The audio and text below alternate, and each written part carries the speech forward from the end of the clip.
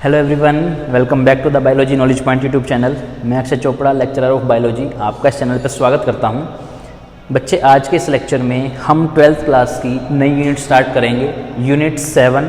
इसका नाम है जेनेटिक्स एंड इवोल्यूशन। इस यूनिट में आपके 3 चैप्टर आएंगे, 5th, 6th और 7th। ये 3 चैप्टर आपको इस यूनिट के अंदर पढ़ने हैं। आज के इस लेक्चर में हम स्टार्ट करेंगे हमारा 5th चैप्टर, जो कि रहेगा principle of inheritance and variation.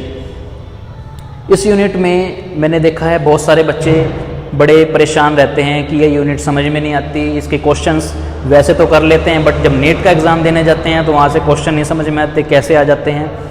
तो अगर आप इस यूनिट को मेरे साथ पढ़ेंगे तो मैं गारंटी देता हूँ कि आपका कोई भी क्वेश्चन नीट के एग्ज़ाम में बैठेंगे जब आपका कोई क्वेश्चन गलत नहीं होगा, ये मेरी गारंटी है। इस यूनिट को आप मेरे साथ पढ़ो और फिर आप अपना फीडबैक देना कि ये यूनिट समझ में आई है या नहीं, ठीक है। तो इस चैप्टर के अंदर आपके कुछ टॉपिक्स हैं, पहले उनके बारे में एक बार बात करेंगे। सबसे पहला टॉपिक है Mendel laws of inheritance. Mendel के लॉज आपको पढ़ने हैं, इसके अंदर 3 लॉ दिए थे, वो सब हम डिटेल में पढ़ेंगे। सेकंड टॉपिक है inheritance of 1 gene. Third, inheritance of 2 genes. 2 genes का इनहेरिटेंस हम पढ़ेंगे, 1 जीन का पढ़ेंगे। सेक्स डिटर्मिनेशन पढ़ेंगे, म्यूटेशन पढ़ेंगे, जेनेटिक डिसऑर्डर्स पढ़ेंगे। तो ये तो इस चैप्टर के टॉपिक्स हैं, बट मैं कभी भी इस यूनिट को ऐसे स्टार्ट नहीं करवाता। मैं सबसे पहले आपका इस चैप्टर के लिए बेस तैयार करूँगा कि आपका जो कंटेंट है वो इतना डीप जाएगा कि आपको बेस क्लियर होगा तो वो समझ में आएगा, ठीक है। तभी आपके नीट के क्वेश्चन लग पाएंगे, अदरवाइज तो फिर वही है, ऊपर ऊपर से कराने का कोई फ़ायदा नहीं है, ठीक है। तो इन टॉपिक्स पे जाने से पहले आपको इस चैप्टर की टर्मिनोलॉजी पढ़नी पड़ेगी और वो मोस्ट इम्पोर्टेंट है इस चैप्टर का बेस। तो शुरू करेंगे आज। सबसे पहले हम टर्मिनोलॉजी की, टॉपिक्स पे बाद में पढ़ेंगे, पहले हम टर्मिनोलॉजी पढ़ेंगे, ठीक है। तो आज का ये लेक्चर रहेगा बच्चे हमारा सम इम्पोर्टेंट टर्मिनोलॉजीज। कुछ इम्पोर्टेंट टर्मिनोलॉजी हमें पढ़नी है। टॉपिक का नाम है some important terminology. Some important terminology, ठीक है। इसमें हम स्पेशल टर्म्स के बारे में पढ़ेंगे बेटा। इस चैप्टर में बहुत सारी ऐसी टर्म्स आएंगी जिनके बारे में हमें पता होना चाहिए, नॉलेज होगी तभी क्वेश्चन लगेंगे, तभी टॉपिक समझ में आएंगे।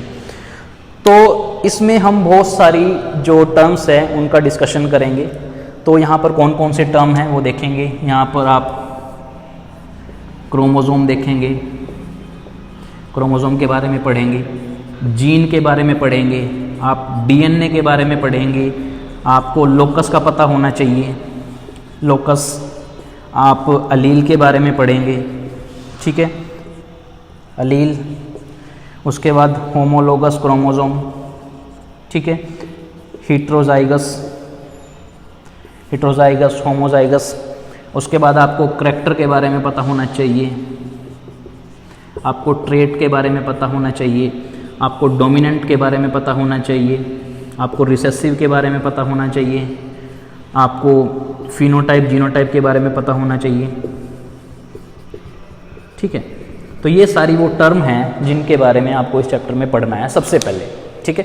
तो ये जो लेक्चर है हम इन टर्म के बारे में सबसे पहले पढ़ेंगे। तो सबसे पहले टर्म की हम बात करें क्रोमोसोम के बारे में। First term of this chapter is chromosome.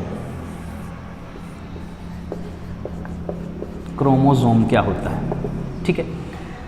आपने 11th क्लास में क्रोमोसोम के बारे में पढ़ा होगा बच्चे, फिर भी एक बार रिपीट करूंगा मैं बिल्कुल शुरू से।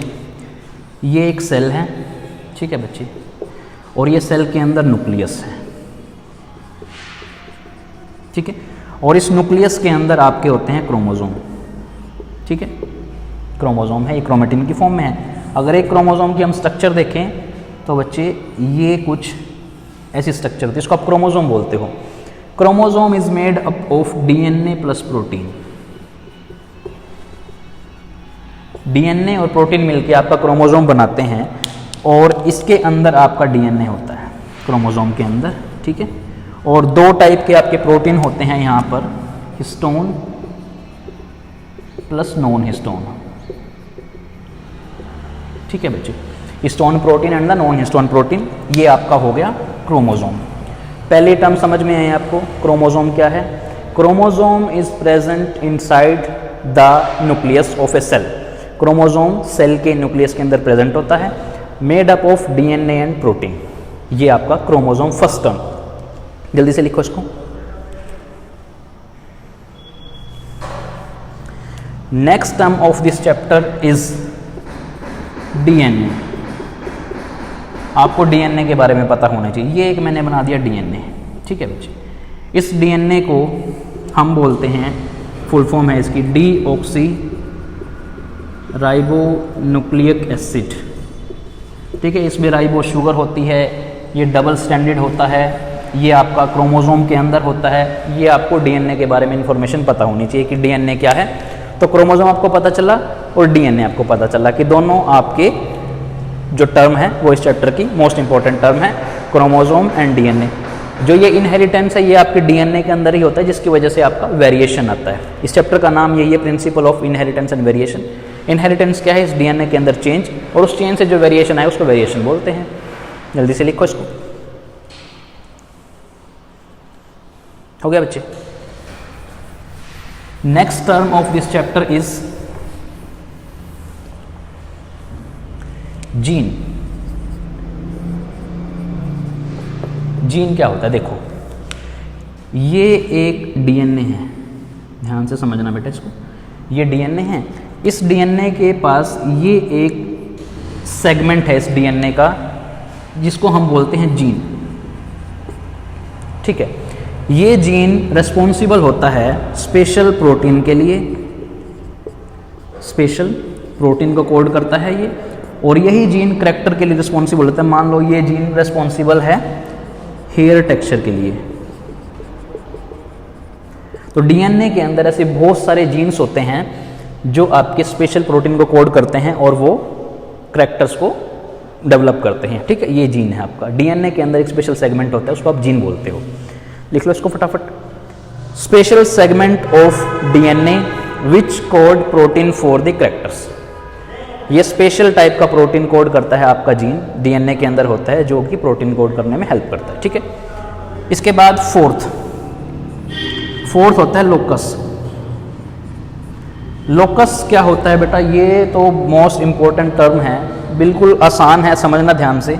लोकस होता है location of gene, location of gene on chromosome, on DNA sorry. आपके डीएनए के ऊपर उस जीन की लोकेशन क्या है? यहाँ पे है, यहाँ पे, यहाँ पे। तो इस जीन की लोकेशन ये है, तो ये इसका लोकस हो गया। Very simple. जीन क्या है? डीएनए के सेगमेंट, वो छोटा सेगमेंट जहाँ पर प्रोटीन कोड होता है, और लोकेशन इज उस जीन का लोकस। जल्दी से लिखो।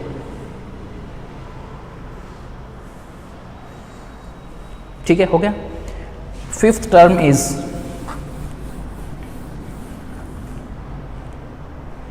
फिफ्थ टर्म है बेटा यहाँ पर अलील। अलील्स क्या होती हैं? अलील्स बिल्कुल सिंपल तरीके से समझना, ये क्रोमोसोम है, ठीक है बच्चे, और एक ये क्रोमोसोम है, ठीक है। इन दोनों क्रोमोसोम पे ये डीएनए के अंदर ये दो जीन हैं, ठीक है। एक ये जीन है यहाँ पर जीन 1, एक ये जीन है यहाँ पर जीन 2, ठीक है। और ये दोनों जीन हेयर के लिए, हेयर टेक्सचर के लिए रिस्पॉन्सिबल, और ये भी हेयर टेक्सचर के लिए रिस्पॉन्सिबल है, हेयर टेक्सचर।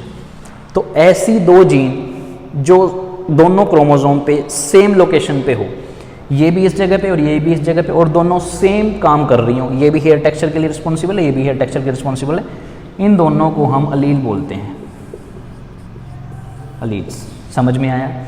दो क्रोमोसोम हैं, दोनों के ऊपर सेम लोकेशन पे, सेम लोकस पे जीन प्रेजेंट है, और दोनों जीन का काम सेम है, दोनों हेयर टेक्सचर के रिस्पॉन्सिबल है, इन दोनों को हम अलील बोलते हैं। और इन दोनों क्रोमोसोम को जहाँ पर दोनों जीन की लोकेशन सेम हो और वहाँ पर दोनों जीन एक ही काम करते हैं, उनको बोलते हैं होमोलोगस क्रोमोसोम। ये है होमोलोगस क्रोमोसोम।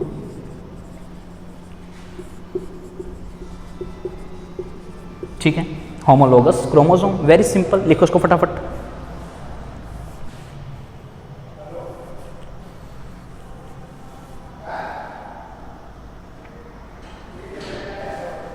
हो गया बच्चे। अब हम बात करेंगे सिक्स्थ है यहाँ पर करैक्टर। ठीक है, करैक्टर क्या होता है, और सेवंथ रहेगा यहाँ पर ट्रेट। ठीक है, तो जो ये जीन थी बेटा, ये करैक्टर के लिए रिस्पॉन्सिबल थी यहाँ पर, जो कि था हेयर टेक्सचर। हेयर टेक्सचर ले लो या फिर हाइट भी ले सकते हो आप। मैं हाइट का एग्जांपल यहाँ पे हाईलाइट करूँगा कि ये वो जीन है जो कि हाइट के लिए रिस्पॉन्सिबल है। तो ये तो हाइट तो हो गई है करैक्टर। अब वो हाइट टॉल है कि ड्वार्फ है, ये इसकी ट्रेट हो गई। कैपिटल टी स्मॉल टी, तो ये हो गया इसका ट्रेट। दोबारा समझो, करैक्टर होता है किसी चीज़ का वो करैक्टर जो एक चीज़ शो करता है, जैसे मेरी हाइट, मेरा स्किन कलर और मेरे हेयर टेक्सचर। ठीक है, ट्रेट वो होगा कि किस किस टाइप का है। हाइट छोटी हो सकती है, बड़ी हो सकती है। ट्रेट में आपका हेयर टेक्सचर करली हो सकता है, स्ट्रेट हो सकता है। तो ये होता है करैक्टर और ट्रेट में फ़र्क। जल्दी से लिखो इसको।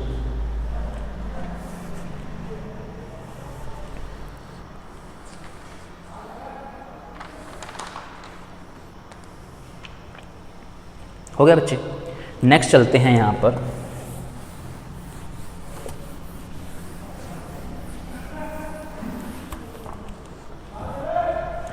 एट्थ।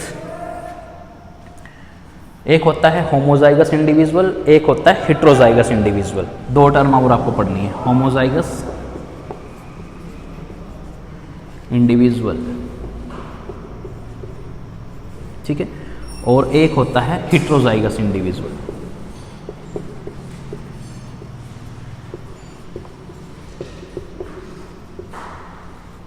ये दोनों मोस्ट इंपॉर्टेंट टर्म हैं इस चैप्टर की, इनको थोड़ा अच्छे से समझना। अभी मैं बताता हूं इसको 1 मिनट में।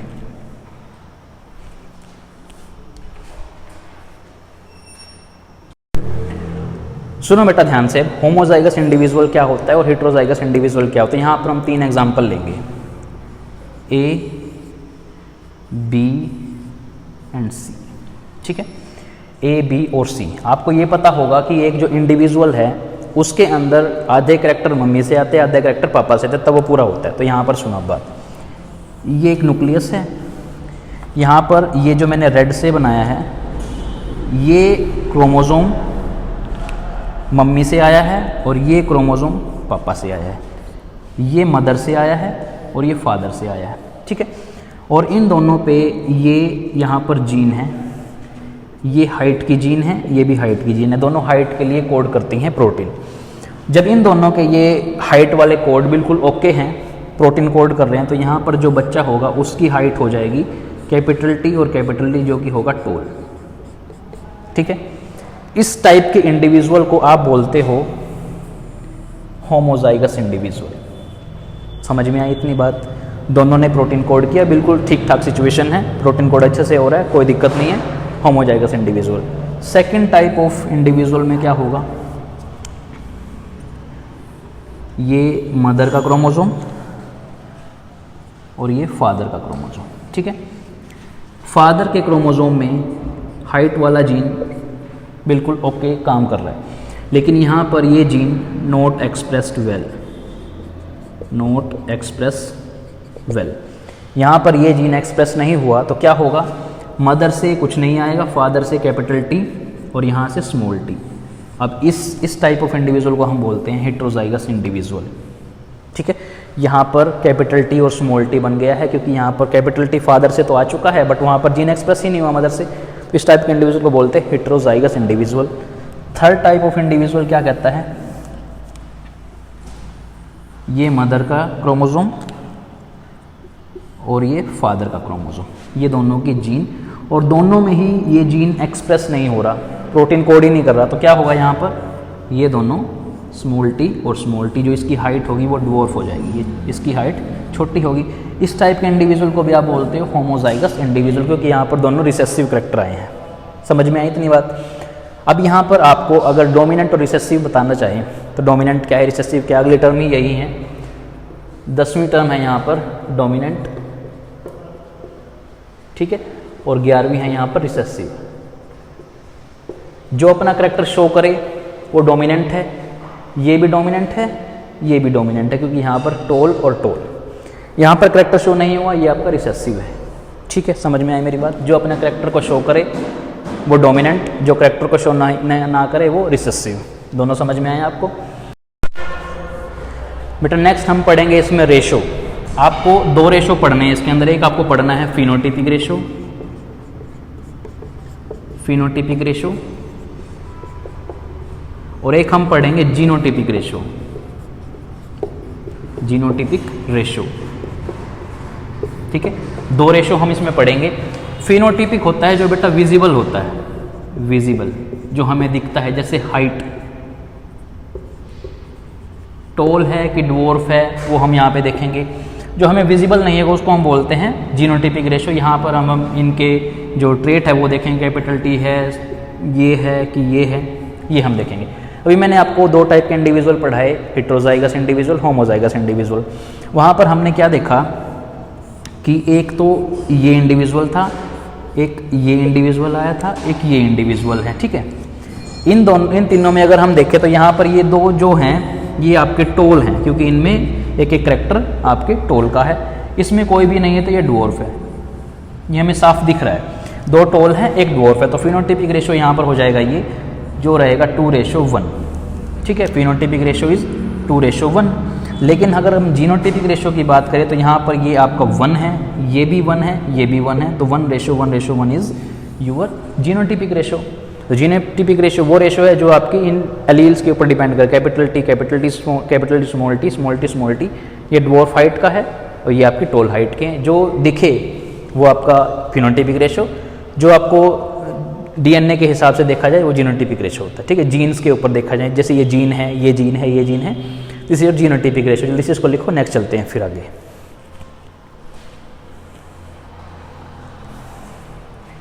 ये हो गया बच्चे। इसके बाद हम देखते हैं क्रोमोसोम का पूरा एक ओवरव्यू।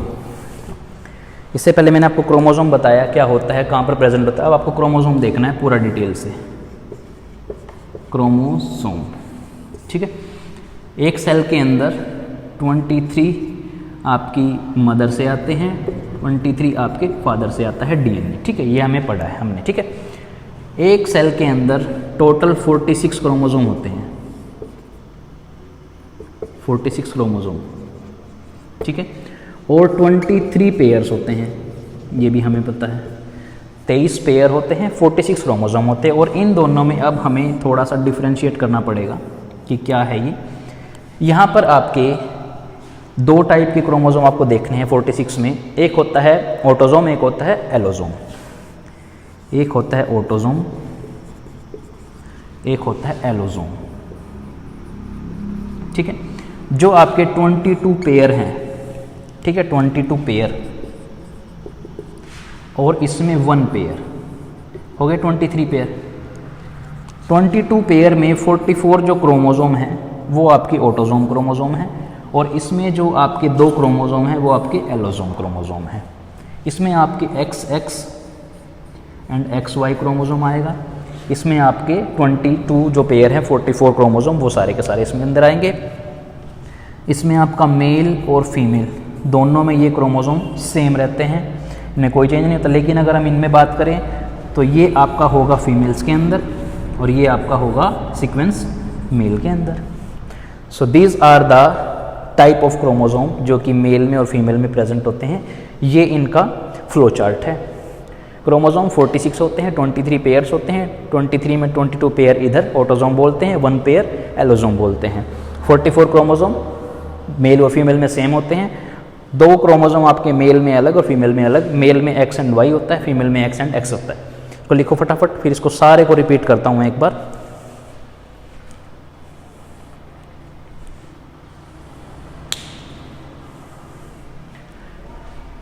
अब सुनो बेटा ध्यान से, हमने इसके अंदर क्या क्या पढ़ा। सबसे पहले मैंने आपको बताया कि इस चैप्टर में हमें टर्मिनोलॉजीज पढ़नी है, बहुत सारी टर्म्स पढ़नी है। सबसे पहले टर्म हमने पढ़ी क्रोमोसोम के बारे में। क्रोमोसोम आपका सेल के न्यूक्लियस के अंदर प्रेजेंट होता है। ठीक है, chromosome is made up of DNA and protein. DNA फिर हमने पढ़ा, डीएनए डीऑक्सीराइबोन्यूक्लिक एसिड, डीएनए का हमने पूरा सीक्वेंस देखा। डीएनए के अंदर स्पेशल सेगमेंट होते हैं जिनको हम जीन बोलते हैं। दो क्रोमोसोम पे सेम जीन होंगी, उनको हम क्या बोलते हैं, अलील्स बोलते हैं, सेम कैरेक्टर को कोड करेंगी। जीन की लोकेशन को लोकस बोलते हैं। लोकस हमें समझ लिया, लोकेशन ऑफ जीन की डीएनए है, उसके अंदर जीन किस जगह पे है उसकी लोकेशन को लोकस बोलते हैं। फिर मैंने आपको होमोलोगस क्रोमोसोम बताया, जो chromosome same gene same location पे उसको होमोलोगस क्रोमोसोम बोलते हैं। मान लो ये दो क्रोमोसोम हैं, ये दोनों जीन हैं सेम लोकेशन पे, इसको होमोलोगस क्रोमोसोम बोलते हैं। अगर ये जीन ऊपर चली जाए ये जीन, तो इसका मतलब क्या हो गया, ये हेटेरोलोगस क्रोमोसोम हो गया। ठीक है। फिर हमने देखा डोमिनेंट एंड रिसेसिव। डोमिनेंट क्या होता है, जो अपने करैक्टर को शो करे। रिसेसिव क्या होता है, जो अपने करैक्टर को शो ना करे। फिर हमने यहाँ पर दो टाइप के इंडिविजुअल पढ़े, homologous individual, heterozygous individual. Homozygous individual वो इंडिविजुअल जिनके जो डीएनए के जो सीक्वेंस जीन हैं वो इक्वली आपके प्रॉपर तरीके से काम करें, उनको आप होमोजाइगस इंडिविजुअल बोलते हो। जिनके सीक्वेंस चेंज हो जाए, एक जीन मान लो कोड नहीं कर रही, दूसरी कर रही है, तो उसको आप हेटेरोजाइगस इंडिविजुअल बोल देंगे। फिर मैंने आपको पढ़ाया डोमिनेंट और रिसेसिव। उसके बाद मैंने आपको दो रेशो पढ़ाए, phenotypic ratio, genotypic ratio. Phenotypic ratio जो विजिबल होता है, जैसे टॉल एंड ड्वार्फ हाइट, और आपका genotypic ratio depending upon the type of genes, कि जीन का सीक्वेंस क्या है डीएनए के अंदर, वो आपका जीनोटाइपिक रेशो हो गया। मैंने आपको क्रोमोसोम के बारे में पढ़ाया। क्रोमोसोम आपके दो टाइप के हो सकते हैं, autosome and the allosome. Autosome आपके 22 पेयर्स जो मेल फीमेल में कॉमन रहेंगे, और आपका एलोसोम जो आपका फीमेल में और मेल में अलग अलग हो सकता है, XX फीमेल के अंदर, XY आपका मेल के अंदर। तो ये मैंने क्रोमोसोम आपको बताए हैं। ये चैप्टर यहाँ से आपको पढ़ना है। जब तक ये टर्म्स आप नहीं फॉलो करोगे, इनके बारे में नहीं सीखोगे, आप इस चैप्टर को नहीं पढ़ सकते बच्चे। ये टर्म्स मोस्ट इंपॉर्टेंट टर्म्स हैं, यहाँ से डायरेक्टली क्वेश्चन आ जाता है, और यही टर्म्स आपके इस चैप्टर का बेस बनाती हैं। ये टर्म आई थिंक सबको समझ में आई होंगी, कोई भी टर्म ऐसी नहीं है जो आपको ये लगा हो कि ऊपर से गई हो। बिल्कुल मैंने ईजी तरीके से, ईजी वे में पढ़ाया है। अगर आपको इन टर्म्स में फिर भी किसी भी टर्म में अगर कोई दिक्कत है, समझ में नहीं आई है, आप इस लेक्चर को दोबारा से एक बार रिपीट करके देख लो। फिर भी कोई प्रॉब्लम आती है तो कमेंट सेक्शन में कमेंट छोड़ दें आप, मैं उसको दोबारा से एक बार बताऊंगा। कोशिश करूंगा कि आपको और सिंपल तरीके से मैं कराऊं। फिलहाल मैंने बिल्कुल आसान तरीके से आपको समझाई हैं सारी टर्म्स। फिर भी कोई दिक्कत आती है तो मैं आपके लिए अवेलेबल। बस आप इस चैप्टर को यहीं से पढ़ें, सीधा टॉपिक्स पे ना जाएं प्लीज़। अगर सीधा टॉपिक्स पे जाओगे, कंसेप्ट क्लियर नहीं होंगे तो टॉपिक्स आपको कंफ्यूज करेगा। ठीक है, इसलिए ये टर्म सबसे पहले सीख लो, इसके बाद टॉपिक्स पढ़ेंगे बड़े आराम से, कोई दिक्कत नहीं है। गारंटी मैंने आपको दे दी है कि इस चैप्टर में आपको कोई दिक्कत नहीं होने वाली। मैं आपको इस चैप्टर को बिल्कुल मक्खन की तरह पढ़ाऊँगा, आप इस चैप्टर को बस पढ़ते जाओ। कोई दिक्कत आती है तो हम खड़े हैं। अभी भी मैं आपको ये बोल रहा हूँ, इस लेक्चर को पहले प्लीज़ ज़रूर देखें, बाद में अब दूसरे चैप्टर्स पर, दूसरे टॉपिक्स पे जाएं। तो आज के लेक्चर में इतना ही। अगर आपको ये लेक्चर्स अच्छे लगते हैं, अगर आप चाहते हो कि ये जो सीरीज़ है नीट की जो हम स्टार्ट की हुई है, ये प्रॉपर तरीके से चले, अच्छे तरीके से हम ग्रो करें, तो आप इस चैनल के साथ जुड़े रहें, सब्सक्राइब करें और इस चैनल को शेयर करें, ताकि और भी जो बच्चे हैं उनको भी हेल्प मिल सके। ठीक है बच्चे, थैंक यू सो मच।